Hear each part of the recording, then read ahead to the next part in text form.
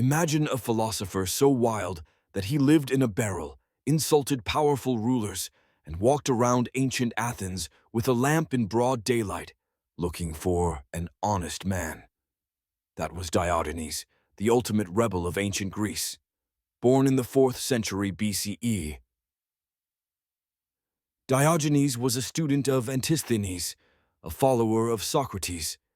But while Socrates asked deep questions and Plato wrote fancy dialogues, Diogenes took things to the extreme. He founded Cynicism, a philosophy that rejected wealth, power, and social norms.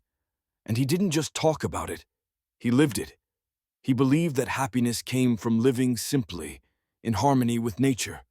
So he ditched all possessions, lived in a clay jar, and begged for food.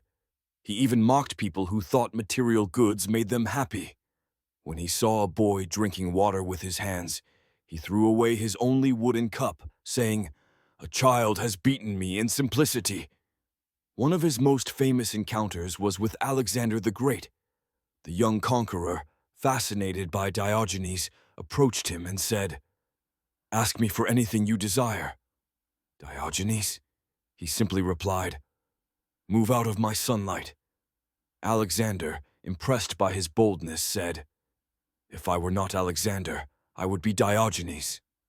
Without missing a beat, Diogenes shot back, "If I were not Diogenes, I would also wish to be Diogenes." Even the most powerful man in the world couldn't shake his confidence.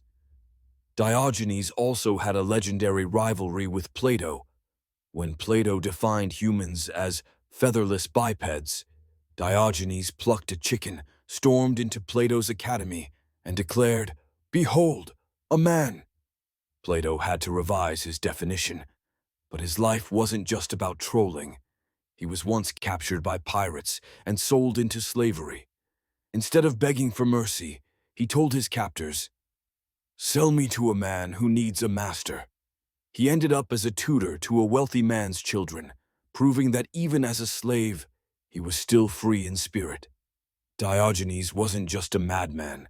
He was a philosopher who challenged society's values in the most extreme way.